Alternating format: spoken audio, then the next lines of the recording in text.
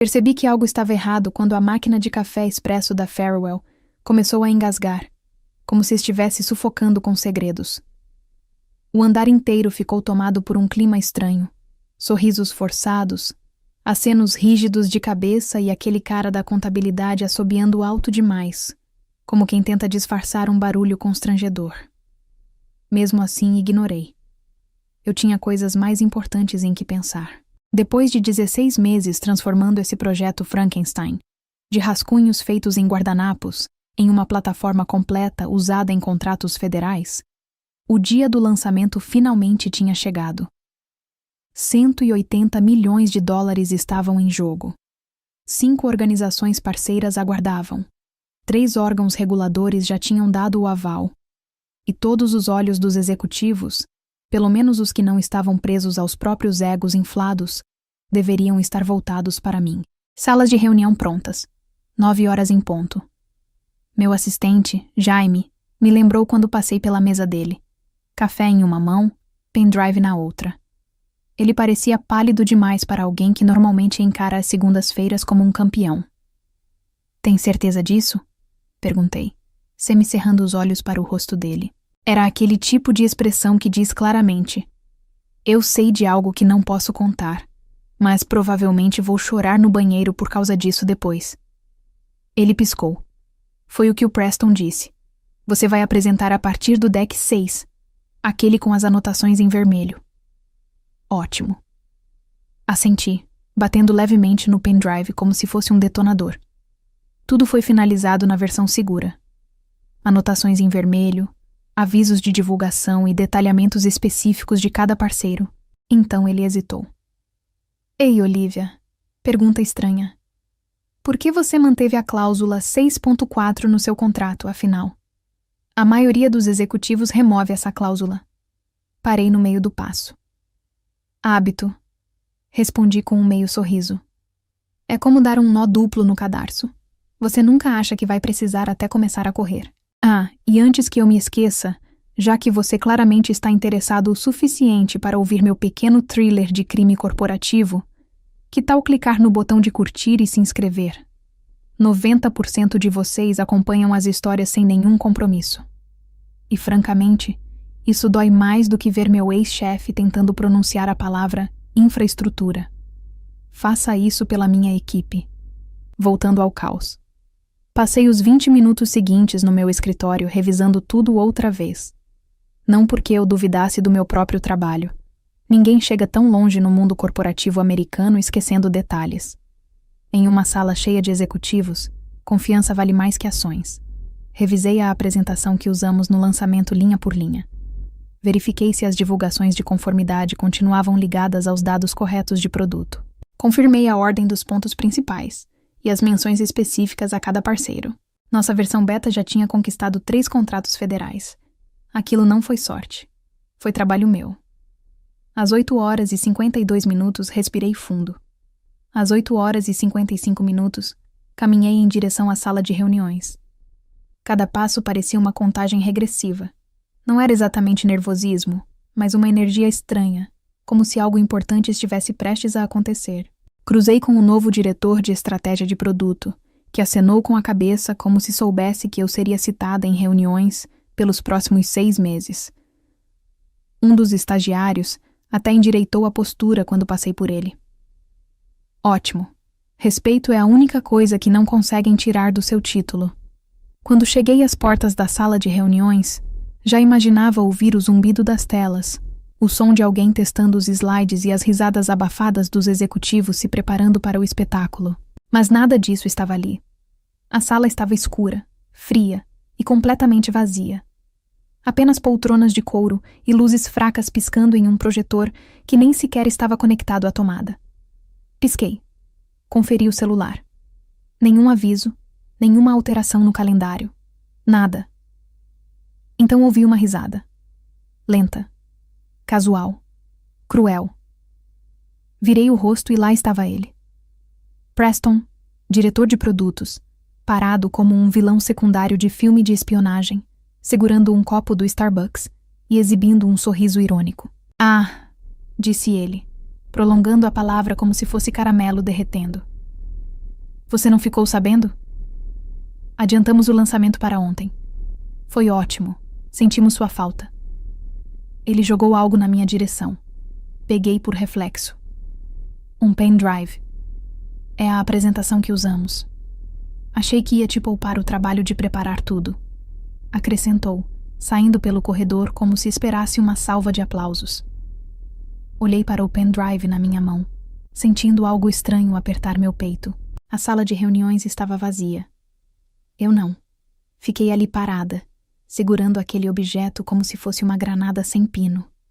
O ambiente atrás de mim, limpo e silencioso, tinha cheiro de produto de limpeza com limão e traição. Nenhum som de teclado. Nenhum monitor sendo ligado. Apenas um vazio pesado, o tipo de silêncio que você percebe quando alguém acabou de apagar as próprias pegadas da cena do crime. Preston nem se moveu. Apenas se apoiou no batente da porta como se estivesse posando para uma capa de revista que ninguém pediu. A tampa do copo de café dele tinha uma frase motivacional. Algo como, sucesso é aparecer. Quase ri. Quase. Ah, você não ouviu? Repetiu ele, com um tom exageradamente simpático. Adiantamos o prazo. Ontem foi um sucesso. Abri a boca e fechei logo depois. Uma sensação fria começou a se espalhar pelo meu peito.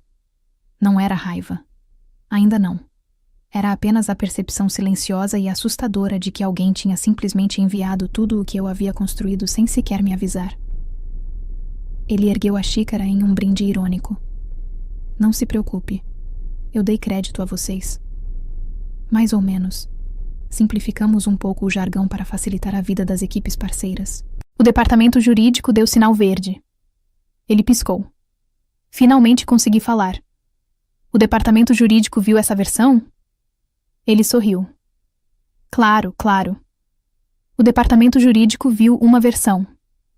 E então foi embora, me deixando com um pendrive na mão e um zumbido na cabeça. Entrei na sala de reuniões, acendi a luz e olhei em volta. Nada. Os monitores nem estavam conectados. O quadro branco ainda tinha a lista de tarefas da última sexta-feira. Passei o marcador verde sobre ela. Sentei em uma cadeira e fiquei olhando para o pendrive. Certo. Vamos resolver isso do jeito antigo. Conectei o pendrive ao laptop. O arquivo abriu automaticamente. Título do documento. Apresentação final para parceiros versão 4 aprovada. Um título que parecia a indireta passivo-agressiva de alguém que nunca participou de uma reunião real. Passei rapidamente pelos primeiros slides. Eram meus slides. Claro que eram. A estrutura estava ali. Mas algo estava errado. As sobreposições de arquitetura tinham sumido. As anotações de conformidade desapareceram. Módulos inteiros foram removidos. Tudo relacionado à segurança de bastidores, personalização para o governo federal ou caminhos de integração simplesmente desapareceu. As atribuições específicas de parceiros tinham sido reduzidas a frases genéricas. Transformaram meu lançamento em um PowerPoint de marketing superficial. Slide 9. Detalhamento de funcionalidades. Nenhuma referência à arquitetura proprietária. Nenhuma menção aos ambientes de teste que passei 3 meses depurando pessoalmente às 3 horas da manhã. Slide 12. Cláusulas contratuais. O controle de versão do acordo de confidencialidade simplesmente sumiu. Slide 14. Fluxo de conformidade. Eu realmente ri alto. Eles tinham substituído tudo por uma imagem genérica de aperto de mãos. Fiquei olhando para aquela imagem por um bom tempo. Depois rolei até o rodapé, sem minha assinatura, sem controle de versão dos dados, sem data da aprovação, sem registro de versão. Publicaram aquilo como se fosse o lançamento oficial. O documento foi usado na minha ausência. Em meu nome. E sem o meu nome. E ao fazer isso, eles quebraram a corrente inteira. Meus dedos ficaram suspensos sobre o teclado, enquanto minha mente corria. Cláusula 6.4. Aquela que todos diziam ser ultrapassada, exagerada, desnecessária. Aqui dizia claramente que nenhum documento direcionado a parceiros envolvendo arquitetura proprietária poderia ser distribuído externamente sem a minha aprovação. A mesma cláusula que incluí no contrato quando me ofereceram uma promoção. Eles estavam desesperados para me manter na empresa, depois que 2 concorrentes tentaram me contratar. Na época, parecia apenas mais um detalhe burocrático que ninguém notaria. Agora importava. Olhei através do vidro da sala de reuniões. Pessoas caminhavam lá fora. Telefones tocavam. Negócios continuavam acontecendo. Mas ninguém fazia ideia do que estava prestes a acontecer. Fechei o laptop e saí sem dizer uma palavra. Nem para o RH, nem para Preston, nem para Jaime. Voltei ao meu escritório, sentei e abri a pasta chamada Contratos e Atas 2022 Rolei até a cláusula 6.4. Verifiquei a linguagem. Verifiquei a aplicação da versão. Fiz a verificação da versão e confirmação da data de aprovação. Não chorei.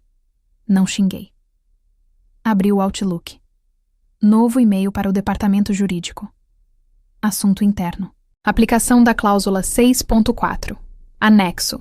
Versão do deck. Metadados de autorização. Comparação entre versões. Cliquei em enviar. Então me recostei na cadeira, cruzei os braços e fiquei olhando para o pendrive na beira da mesa como se fosse uma confissão silenciosa.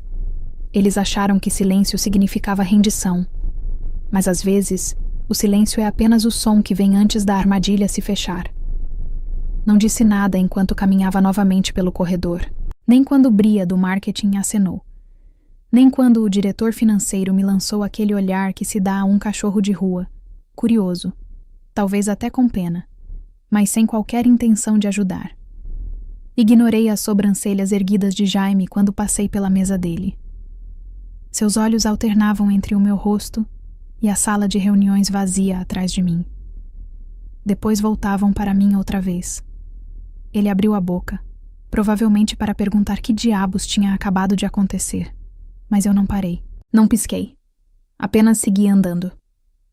A verdade é que a raiva não faz barulho. Não há raiva de verdade. Não é aquela explosão repentina. É a que se instala na espinha e se espalha como uma queimadura gelada. É silenciosa, fria, quase cirúrgica, uma pressão que cresce sem aviso. Ela não explode, ela endurece. Enquanto fechava a porta do meu escritório, girava a chave e me acomodava na cadeira. Senti cada detalhe se fixando com clareza. Deslizei o pendrive novamente para dentro do meu laptop. Desta vez fiz uma comparação completa, não apenas do visual da apresentação de slides. Fui direto para da estrutura dos arquivos, os metadados, os registros de data e hora e as notas do autor incorporadas. Eu não procurava o que estava presente. Eu estava catalogando o que havia desaparecido. Slide após slide, linha após linha, vi meses de trabalho sumirem diante dos meus olhos. A minha versão, a versão final autorizada, tinha avisos personalizados de propriedade intelectual para cada um dos nossos 5 parceiros externos. Cada aviso havia sido aprovado por suas respectivas equipes jurídicas. Todos tinham sumido. O slide de conformidade também desapareceu. O relatório de origem dos dados exigido para a Auditoria Federal não estava mais lá. No lugar dele, colocaram um diagrama de processo mal feito que parecia ter sido montado no Canva poucos minutos antes da apresentação. Até o código de verificação da versão, que validava qual edição da apresentação havia sido aprovada pelo canal de segurança correto, tinha sido removido. Eles nem tentaram disfarçar. Apenas apagaram e confiaram que ninguém notaria. Mas alguém precisava perceber. Alguém precisava revisar e aprovar. Ou talvez ninguém tivesse feito isso. E Preston simplesmente aprovou. Como o arrogante aspirante a gênio que sempre se preocupou mais em parecer brilhante do que em realmente ser. Abri o registro de auditoria das aprovações de versão. Minhas credenciais não apareciam em lugar algum no arquivo que eles usaram. Isso só podia significar uma coisa. Preston havia ignorado tanto a aprovação de conformidade quanto a validação técnica. Isso tornava o lançamento não apenas antiético, mas inválido. E, de acordo com a cláusula 6.4 do meu contrato, tornava tudo ilegal. A cláusula 6.4 não era apenas um detalhe burocrático de recursos humanos. Era um mecanismo de segurança. Uma salvaguarda jurídica incluída no meu contrato executivo, negociado quando me ofereceram uma promoção. Eles estavam desesperados para me manter na empresa, depois que 2 concorrentes tentaram me contratar. Essa cláusula me dava a palavra final sobre qualquer liberação pública de recursos ligados aos sistemas proprietários que eu havia desenvolvido. Sem data de validade aprovada, sem autorização da Olivia, não existia lançamento oficial. Era um seguro, não apenas para mim, mas para a integridade do produto, para os parceiros que confiaram em nós e para os clientes que planejavam construir sua infraestrutura sobre aquela plataforma. Mas a Farewell, em um momento impressionante de descuido, acabara de cometer um erro grave, e agora descobriria o preço disso. Fiquei sentada em silêncio por alguns instantes, deixando tudo se acomodar na mente.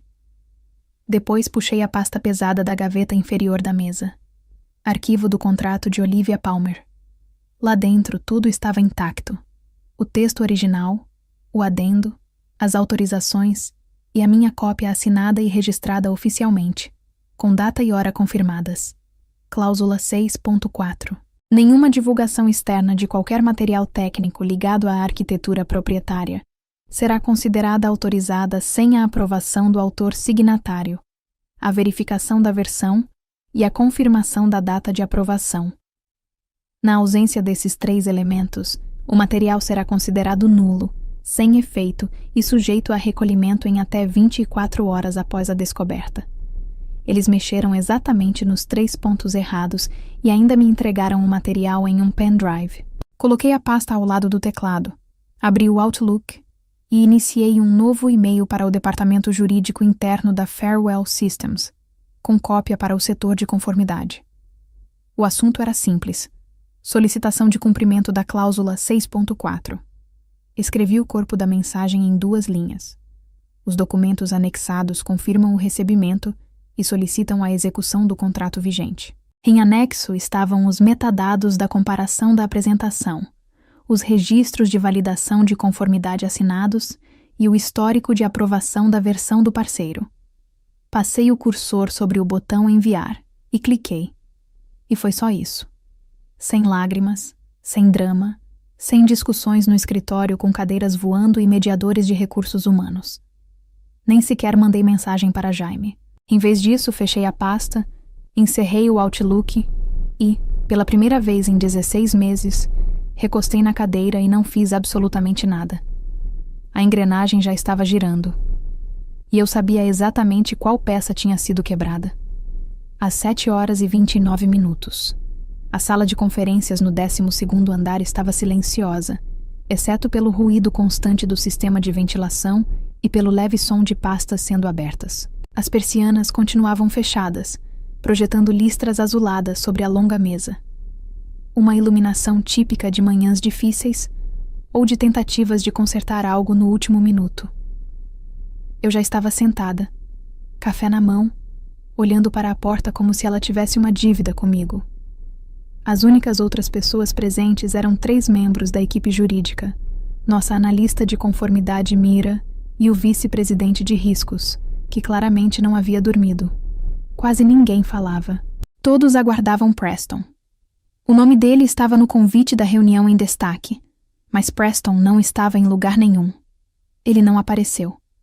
Nem mensagem avisando atraso, nem representante. E aquilo, mais do que qualquer outra coisa, mostrou exatamente o quanto ele estava levando a situação a sério. A revisão começou sem ele. Mira limpou a garganta e iniciou. Às 6h42 recebemos confirmação dos registros do servidor parceiro de que a versão distribuída do arquivo de lançamento não se originou do repositório de assinatura segura. Ela ignorou os protocolos de validação e de registro de data e hora. Ninguém interrompeu. Ela continuou. De acordo com a cláusula 6.4, isso configura divulgação não autorizada de material técnico proprietário. A versão utilizada no lançamento não foi aprovada pelo autor e também não foi rastreada pelos procedimentos padrão de governança. O jurídico falou em seguida.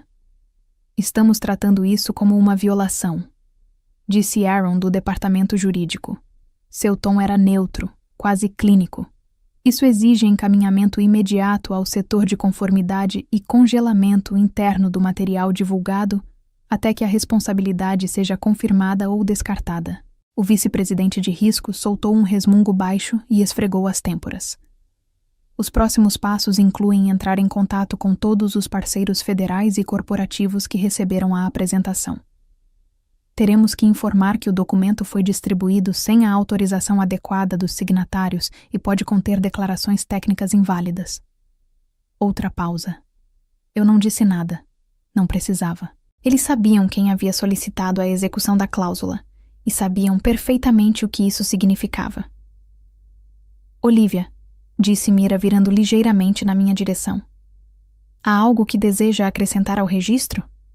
Balancei a cabeça de forma tranquila. Tudo se resume à comparação. Foi só isso. A reunião terminou cerca de 20 minutos depois, entre sussurros e telefones vibrando.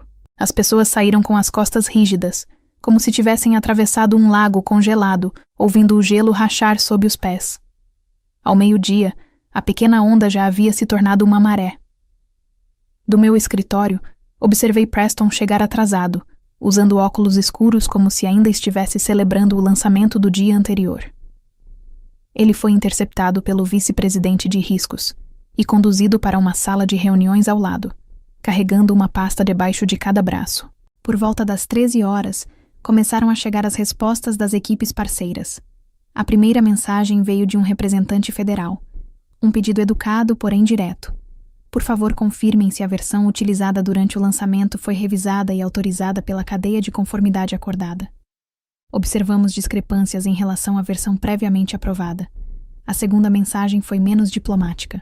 Suspendemos o agendamento de faturamento até que os problemas de versionamento sejam resolvidos. Informem se esse atraso afetará as entregas. A terceira veio do nosso maior parceiro, uma entidade ligada ao setor de defesa que não costuma tolerar ambiguidades. Devido a preocupações com conformidade, interrompemos a implementação interna do pacote Farewell até que haja esclarecimento jurídico. Caso a situação não seja resolvida em 72 horas, cancelaremos o processo de integração. As notificações invadiram as caixas de entrada como uma rajada de tiros. E, de repente, ninguém mais parecia tão confiante. Algumas pessoas começaram a aparecer na porta da minha sala. Batidas discretas, sorrisos constrangidos, perguntas que na verdade não queriam respostas. Eu não respondi. O silêncio agora era o meu escudo. Preso e firme, observando o desastre acontecer de dentro de uma gaiola segura de previsibilidade. Às 15h15, fui até a copa buscar mais café. O espaço estava vazio, exceto pelo chefe do departamento jurídico, Harper, que caminhava pelo corredor falando ao telefone. Ele me viu, encerrou a ligação e se aproximou. Parecia alguém que acabou de descobrir que o paraquedas não abre. Você realmente protocolou isso? Perguntou ele, metade surpreso, metade impressionado. Dei um gole no café e apenas confirmei com um pequeno aceno. Você sabe o que isso significa, disse ele em voz mais baixa. Eu sabia. Significava que o lançamento tinha sido uma farsa. Significava que o setor de conformidade abriria um alerta no portal de investidores. Significava que todos os executivos que haviam aprovado a apresentação de Preston agora estavam expostos. Mas, acima de tudo, significava que eu não precisei mover um único dedo para destruí-los. Eu apenas deixei o contrato fazer isso por mim. Harper me observou por mais um instante. Depois virou as costas e seguiu pelo corredor como se o chão tivesse se tornado perigoso. E eu? Voltei para o meu escritório, fechei a porta e esperei pelo som do mundo de Preston se partindo. Preston esperou até que a maioria das pessoas do andar estivesse fora para o almoço antes de agir. Vi o reflexo dele na janela do meu escritório antes mesmo de ouvir seus passos. Ombros erguidos, sorriso forçado. A mesma xícara de café na mão, como se fosse um talismã da sorte. Ele bateu uma vez na porta e entrou sem esperar resposta. Oi, disse ele, alongando a palavra como se fôssemos velhos colegas de faculdade que tivessem se reencontrado por acaso em um churrasco e não naquela situação. Tem um segundo. Nem me dei ao trabalho de levantar os olhos. Apenas fechei o relatório que estava lendo e girei a cadeira lentamente na direção dele. Mantive o rosto neutro, sem expressão, o bastante para que ele entendesse que eu estava ouvindo. Não o suficiente para sugerir que aquilo realmente importava para mim. Ele interpretou aquilo como um convite. Certo, disse ele, aproximando-se com as mãos erguidas, como se eu pudesse dar um soco a qualquer momento. Então, olha, eu entendi. O lançamento ficou um pouco confuso, mas a apresentação já está circulando. Os parceiros gostaram bastante. Até recebemos uma ótima resenha no MarketSide hoje cedo. Aliás, dei todo o crédito a você. Inclinei levemente a cabeça. Deu mesmo? O sorriso dele vacilou. Você está mencionada, respondeu ele em tom defensivo. Usaram seu cargo. Eles até citaram seu papel no desenvolvimento, mas não o meu conteúdo. Respondi com voz calma, quase entediada. Não a minha versão, não a minha assinatura, nem a minha estrutura.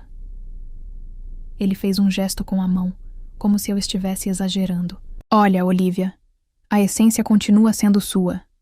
Só apresentamos de outro jeito. Você sabe como isso funciona. Todo mundo edita. É um esforço de equipe. Eu apenas o encarei, sem piscar, sem demonstrar reação. Existe um tipo de quietude que faz homens como Preston suarem frio. Não é barulhenta. Não vem acompanhada de gritos, lágrimas ou ameaças legais ecoando em uma sala de reunião. É o silêncio de alguém que sabe exatamente o tamanho do buraco em que você se enterrou e apenas espera que alguém apareça com a pá. Daqueles bem incômodos.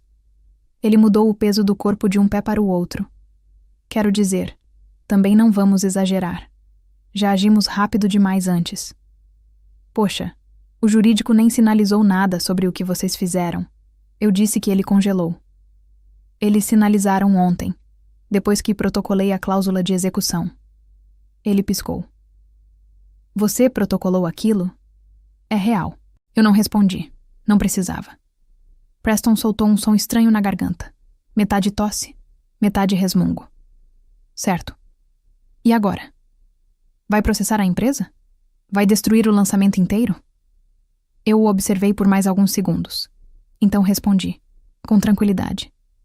Você já fez isso. Ele abriu a boca e a fechou logo em seguida. O pânico ainda não tinha tomado conta dele por completo. Mas estava perto. Ele deu um passo para trás, forçando um sorriso. Murmurou algo sobre voltar mais tarde e saiu. Eu já tinha voltado a olhar para a tela antes mesmo da porta terminar de fechar. Pouco depois das 15 horas, o CEO já estava ciente da situação. Como ele descobriu? Não faço ideia. Talvez por causa da teleconferência com investidores. Talvez pelas pressões regulatórias federais. Talvez Harper finalmente tenha decidido que não valia mais a pena proteger Preston. De qualquer forma, o elevador fez um som e, de repente, o ar do andar mudou. Ficou pesado, com aquela textura estranha que surge quando alguém 3 níveis acima na hierarquia entra fingindo que não está em pânico. Vi o CEO através do vidro conversando com o RH. Os lábios comprimidos como se tivesse mordido um limão. Uma mão apoiada no quadril e a outra apontando para a sala do departamento jurídico. Às 15h12. Meu telefone vibrou. Mensagem interna do RH. Gostaríamos de agendar uma reunião de mediação para esclarecer a situação e buscar uma solução. Temos certeza de que tudo não passou de um mal-entendido. Valorizamos você. Não respondi. Às 15h17, a caixa de entrada do grupo jurídico enviou uma notificação automática para todos, sem mais comentários neste momento. Aquilo significava apenas uma coisa. Eles tinham contratado advogados contra si mesmos. Às 16h02, Mira, responsável pela conformidade, saiu carregando suas plantas em uma caixa de papelão. Sem drama, sem lágrimas. Apenas caminhou pelo corredor com os olhos fixos à frente, a boca presa naquela linha rígida de alguém que avisou o que ia acontecer e foi ignorado. Às 16h30, fui até a copa buscar um chá e ouvi Preston tentando fazer piada com o pessoal do marketing. Bem, Acho que estamos precisando de um novo estrategista de lançamentos, disse ele, rindo alto demais, como se tentasse se antecipar à história.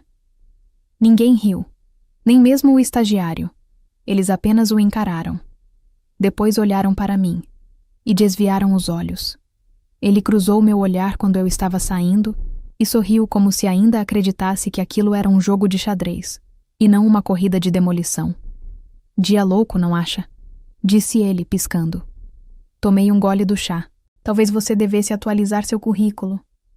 A cor desapareceu do rosto dele tão rápido que parecia um truque de mágica. Eu o deixei ali, parado naquele silêncio que ele sempre odiou. Porque agora já não era apenas desconfortável. Estava chegando.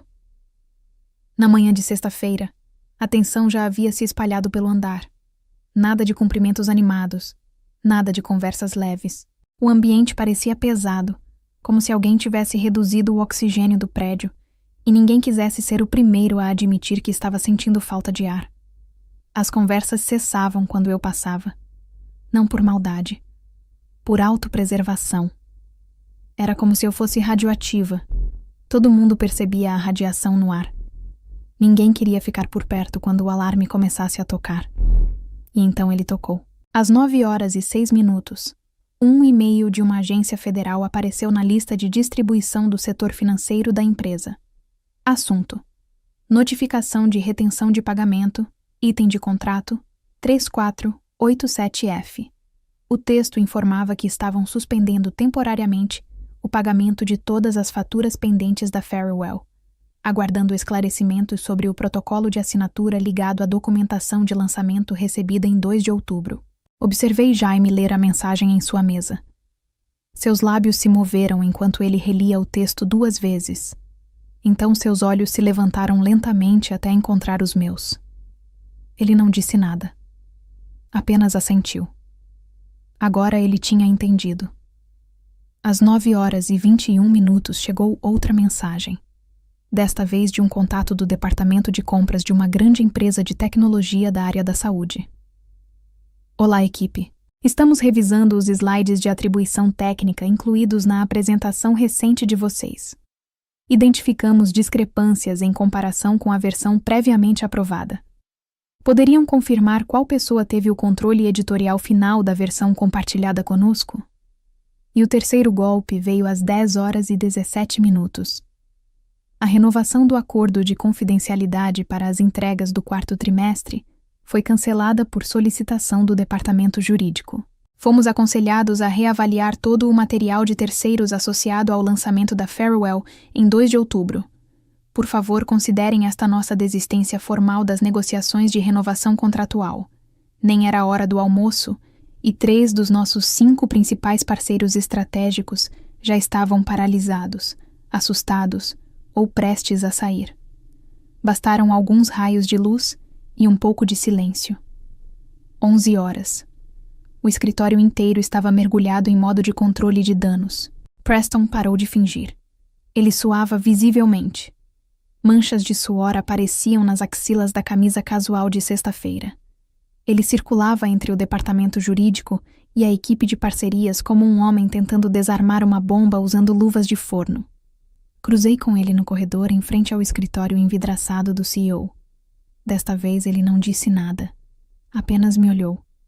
Era o olhar de alguém que finalmente percebeu que a fechadura que arrombou estava conectada a uma mina terrestre. Dentro do escritório, o CEO estava no meio de uma frase quando o diretor de parcerias, Cam Whitaker, um homem alto que sempre carregava uma caneca Yeti como se fosse um troféu, entrou e fechou a porta atrás de si. Não consegui ouvir tudo. Mas a voz dele atravessou o vidro. Você me disse que Olivia foi consultada? Disparou ele. Você garantiu isso. Eu assinei aquele contrato. Eu disse a eles que estava tudo fechado, limpo e em conformidade com as normas federais. Houve uma pausa. Depois o tom subiu. Ela nem estava na sala. Eu não conseguia ver o rosto do CEO. Mas vi seus dedos se contraindo sobre a mesa como se tentasse invocar algum tipo de gênio corporativo que só aparece para executivos ricos de terno. Ninguém apareceu. Às 11h35 o CEO tentou me ligar. Deixei tocar 2 vezes. Sem recado na caixa postal. Sem resposta. Ele tentou novamente às 12h10. Ainda nada. Meu silêncio naquele momento já não era estratégico. Era quase espiritual. Como se eu estivesse em estado zen, enquanto os outros lutavam para emergir debaixo de água, sem perceber que eu era quem segurava a tampa do ralo. O verdadeiro pânico começou quando o departamento jurídico disse à equipe exatamente o que eles não podiam dizer. Nenhuma declaração pública, afirmou Harper com voz curta e cansada. Só depois de confirmarmos a extensão da exposição. Tradução. Vocês ainda não fazem ideia do tamanho do buraco em que estão. Então fiquem em silêncio antes de cavar mais fundo. Às 14h vi Preston encostado na copa, mexendo o café com uma faca de plástico, porque aparentemente nem as colheres queriam ser associadas a ele. Ele parecia um homem sendo apresentado às consequências. Não exatamente medo. Ele ainda não era inteligente o suficiente para isso. Mas algo próximo. Como se o mundo dele tivesse girado em torno de uma mentira por tanto tempo que ele esqueceu que a gravidade ainda existia. Do outro lado do escritório, o tom das conversas começou a mudar. Ninguém mais me fazia perguntas. Apenas observavam. Era como se eu tivesse desenvolvido chifres ou asas. Eles não sabiam qual dos dois. Mas tinham certeza de uma coisa. Eu não era apenas a pessoa que construiu o lançamento. Eu também era a pessoa capaz de destruí-lo. A reunião de avaliação interna estava marcada para as 8h30, mas as pessoas começaram a entrar na sala de conferências de paredes de vidro bem antes do horário, segurando cadernos como se fossem boias de salvamento e conversando em sussurros naquele tom nervoso que normalmente se escuta em hospitais ou tribunais. Ninguém trouxe muffins. Ninguém ousou fazer piadas. O perfume caro no ar contrastava de forma estranha com o medo silencioso de ser associado ao desastre. Eu não estava lá. Não precisava. Tudo o que importava já estava nos documentos. Harper, o conselheiro-geral da Farewell, estava sentado na cabeceira da mesa. Seu rosto normalmente impassível agora carregava a expressão tensa de alguém que passou a noite inteira preparando uma declaração que sabia que destruiria carreiras. A gravata dele estava torta, as mangas da camisa dobradas até o cotovelo. Nada de formalidades corporativas naquele dia. Aquilo era guerra de trincheiras. Os primeiros 10 minutos foram um caos de pigarros nervosos, frases interrompidas e uma última tentativa desesperada de Preston de vender o lançamento como uma aceleração da inovação. Ouvi essa frase mais tarde através de Jaime, que estava sentado 2 portas adiante e conseguia ouvir cada palavra através do vidro. Olivia estava por dentro de tudo. Preston insistiu novamente, agora falando mais alto, com a voz aguda e defensiva. Disse que ela tinha acesso às pastas de rascunho. Quer dizer, talvez ela não tenha respondido, mas estava em cópia nos e-mails. Harper não levantou o tom de voz. Nem precisava. A versão com data e hora que ela aprovou, explicou ele com frieza, é diferente da que foi divulgada publicamente. Seguiu-se um silêncio breve. Depois alguns papéis sendo mexidos. Alguém tossiu ao fundo. A cláusula 6.4, continuou Harper. Ela permanecia ativa e inalterada em seu contrato executivo. O lançamento foi realizado sem a aprovação de um signatário autorizado. Isso caracteriza uma violação do protocolo interno de conformidade, invalida o documento diante dos parceiros federais e expõe a empresa a possível responsabilidade legal. Preston piscou como se tivesse levado um soco debaixo d'água. Mas, quer dizer, ela faz parte da equipe. Isso não foi apenas um mal-entendido, uma falha de comunicação. Olivia não é arrogante. Harper não hesitou.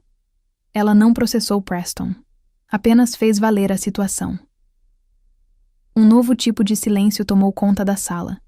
O tipo que surge quando a última lâmpada finalmente se apaga. Pelo que me contaram depois, a boca de Preston abriu e fechou 3 vezes, como se ele quisesse perguntar o que tudo aquilo significava, mas já soubesse a resposta e simplesmente não conseguisse pronunciá-la. Então alguém, provavelmente do departamento de parcerias, fez a pergunta que todos tinham na cabeça. Então o lançamento é o quê, reversível? Harper soltou um suspiro longo e cansado, carregando meses de avisos ignorados. Já foi revertido.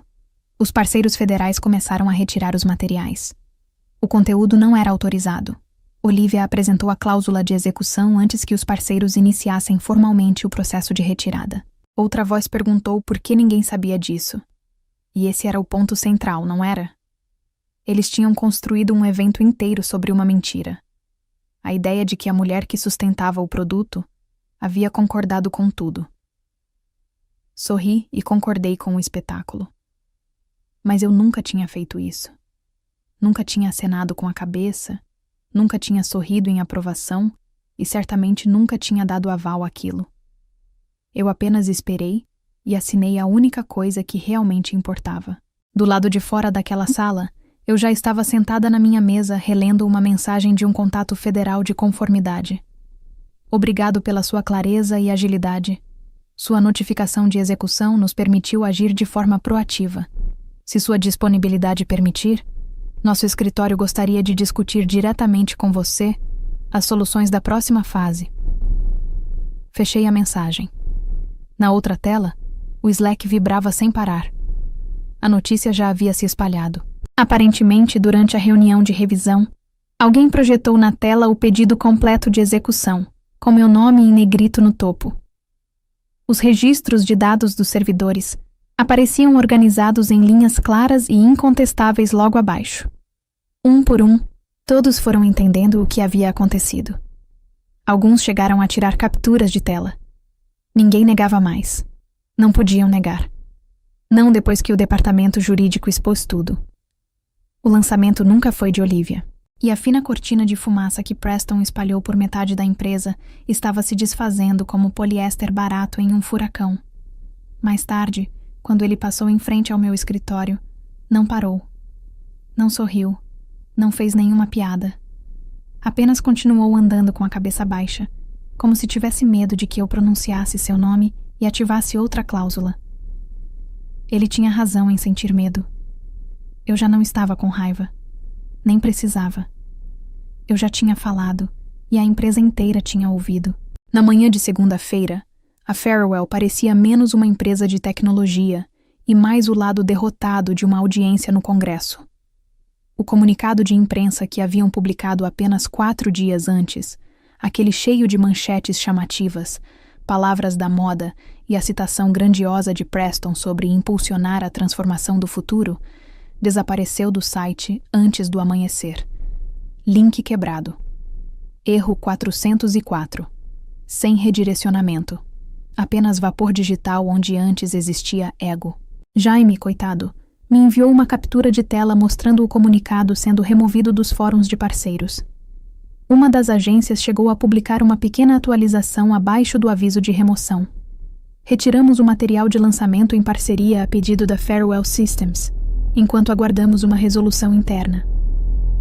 Em outras palavras, eles cometeram um erro grave e não vamos afundar junto com eles. Às 10 horas da manhã, todos os sites parceiros que haviam compartilhado a apresentação de lançamento, publicado textos em blogs ou carregado imagens comemorativas, já tinham apagado tudo silenciosamente, como se aquilo nunca tivesse existido. Ainda era possível encontrar algumas versões em cache circulando nas zonas esquecidas do Google, mas em 48 horas, até elas desapareceriam. Apagadas como um acidente que ninguém queria admitir ter presenciado. O efeito dominó continuou. Uma teleconferência com investidores acabou vazando. O assistente de alguém provavelmente esqueceu de silenciar o vídeo durante uma transmissão ao vivo. O clima não era exatamente de pânico. Ainda não. Mas estava perto. Era possível ouvir o diretor financeiro tentando manter o controle, com a voz tensa, listando discrepâncias inesperadas de conformidade, como se fossem simples tropeços e não uma explosão em câmera lenta. Ao meio-dia, ele já estava na segunda tentativa de falar comigo. Primeiro veio o contato formal. Gostaríamos de convidá-la para uma conversa a portas fechadas para garantir alinhamento e clareza em relação às suas preocupações. Não se trata de uma questão disciplinar, apenas uma conversa de boa fé. Não respondi. Uma hora depois chegou uma mensagem privada. Olivia, entendo que as coisas se complicaram, mas precisamos conversar em particular. Por favor, me conceda 10 minutos.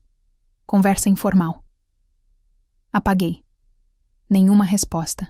Eu já tinha dito tudo o que precisava dizer, com data e hora registradas, assinatura e uma cláusula tão clara que era praticamente a prova de balas. Eles não queriam falar comigo. Queriam negociar com um fantasma. Mas eu não estava morta. Eu apenas tinha terminado. Naquela tarde, um memorando interno com acesso restrito vazou. Apenas algumas pessoas tinham autorização para vê-lo, mas isso não significa muita coisa em uma empresa onde a confiança morre mais rápido que opções de ações.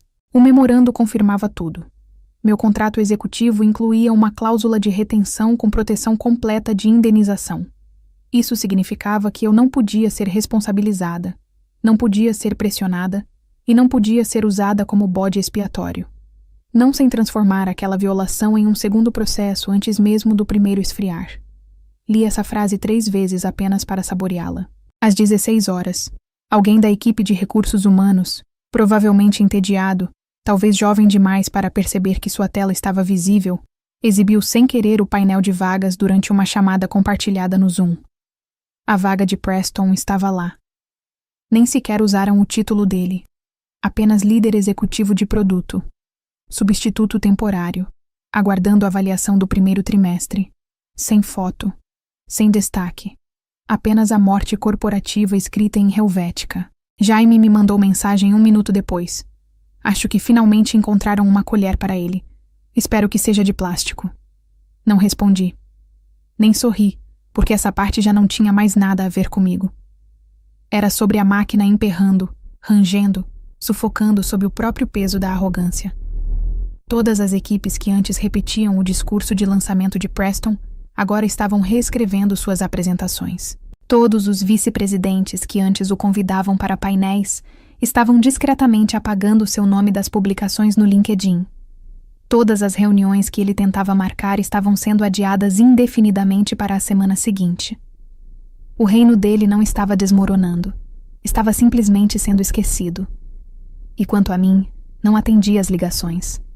Não participei da reunião emergencial no Zoom. Não compareci à mesa redonda de mediação fora do escritório. Meu calendário estava completamente vazio, e ninguém ousou questionar. Esse foi meu verdadeiro ato final de despedida. Não um e-mail. Não uma demissão formal. Apenas ausência. Um eco deliberado. Eles construíram um império sobre estruturas emprestadas, e chamaram isso de liderança. Eu deixei tudo ruir sem mover um dedo. E quando a poeira finalmente baixou, eu já não estava lá para limpar os destroços. A próxima vez que alguém da Farewell me viu, eu estava saindo de um sedã preto em frente à Valor Path Solutions, uma empresa enxuta e discretamente poderosa instalada em um prédio de vidro simples do outro lado da cidade. Sem campanha de relações públicas, sem anúncio no LinkedIn cheio de confetes e frases genéricas sobre novos começos. Apenas eu entrando calmamente no saguão com uma pasta de couro debaixo do braço, carregando uma tranquilidade capaz de fazer advogados suarem e investidores cochicharem. A Valor Path não era extravagante. Nem precisava. Eles se especializavam em recuperação pós-desastre, lidando com as consequências de lançamentos fracassados, integrações federais problemáticas e crises de conformidade. Exatamente o tipo de trabalho que eu nunca quis fazer até a Farewell tornar tudo pessoal. Eles reservaram uma sala de conferências apenas para mim, sem apresentação de boas-vindas, sem discursos preparados, apenas uma linha pontilhada no final de um contrato curto e direto. Diretora de estratégia, divisão de infraestrutura federal, autonomia total, sem filtros. Assinei com a mesma caneta que usei para contestar a cláusula 6.4 2 anos antes. Parecia uma simetria perfeita.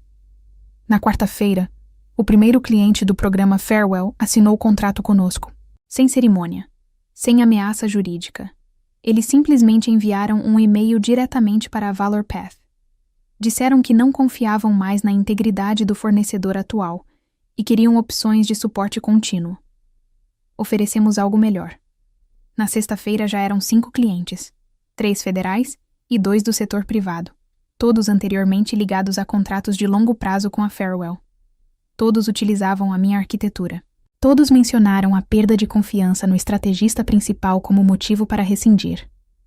Não foi um êxodo. Foi uma correção. A ValorPath não fez perguntas. Nem precisava. O produto falava por si. E eu não estava ali para me gabar. Eu estava ali para construir algo que funcionasse novamente. Mas dessa vez com as chaves nas minhas próprias mãos. Nunca mais falei com Preston. Nem precisei. O último comentário que ouvi foi que ele tinha tirado um período sabático estratégico para reavaliar seu alinhamento pessoal com a cultura de inovação. Tradução. A Farewell não podia demiti-lo sem admitir culpa. Então o dispensaram silenciosamente como se fosse iogurte vencido, torcendo para que ninguém percebesse o cheiro. Mas as pessoas perceberam. Mesmo da ValorPath eu conseguia observar a mudança. Parceiros que antes brigavam pelos direitos de nome no lançamento, agora solicitavam reuniões privadas comigo sob outras bandeiras. Agências que ignoraram meus e-mails 6 meses antes, agora repetiam exatamente as mesmas palavras em apresentações de conformidade. Eu não estava subindo. Eu já tinha subido. Eles é que só estavam percebendo agora. No fim da noite de sexta-feira, meu telefone vibrou com um número que eu meio reconheci. Era um dos vice-presidentes da Farewell. O tipo de pessoa que costumava terminar reuniões com um toque de punhos e uma promessa vaga de conversar depois. A mensagem dizia: "Por que você não disse nada?" Deixei a mensagem parada na tela por um momento, observando os pontinhos aparecerem como se ele estivesse pensando em acrescentar algo. Ele não acrescentou. Os pontinhos desapareceram. Digitei minha resposta devagar, sem pontuação, sem emojis. Porque da próxima vez, você vai perguntar quem construiu o chão antes de começar a dançar em cima da mesa. Enviei a mensagem e coloquei o telefone virado para baixo sobre a mesa. Nenhuma resposta. Eu não esperava nenhuma. Olhei pela janela para a cidade piscando lá embaixo. Torres de vidro, guindastes, salas de reunião cheias de pessoas que ainda acreditavam que visão vinha do volume. Estavam enganadas. Ela vinha do silêncio, da clareza, de saber quando deixar um prédio cair e quando começar a construir sua própria fundação. Eu não destruí o chão para ir embora. Eu apenas me recusei a sustentá-lo. E ele desmoronou exatamente como sempre desmoronaria no momento em que o arquiteto fosse embora. O que essa história mostra é que estruturas de poder muitas vezes se sustentam sobre percepções, não sobre mérito real. Preston acreditava que controle significava visibilidade. Quem apresenta, quem aparece, quem recebe os aplausos. Olivia entendia algo diferente. Ela sabia que a verdadeira autoridade raramente está no palco. Ela está nos fundamentos, nas regras, nos sistemas que ninguém observa até que falhem. Durante meses, todos enxergaram Preston como o rosto do sucesso, enquanto Olivia era apenas a mente por trás do produto. Mas quando o erro aconteceu, ficou claro quem realmente sustentava a estrutura. O silêncio dela não era fraqueza, era estratégia. Ao invés de gritar, discutir ou implorar por reconhecimento, ela deixou que os próprios mecanismos da empresa revelassem a verdade. Isso transforma a história em algo maior do que uma vingança corporativa.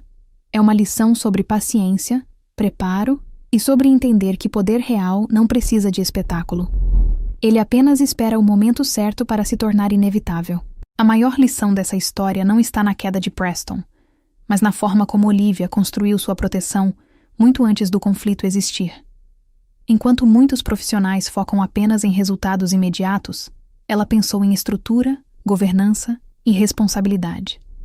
A cláusula 6.4 parecia exagero para os outros executivos, mas era exatamente o tipo de detalhe que protege quem realmente constrói algo importante. Isso mostra uma diferença fundamental entre ambição e liderança estratégica.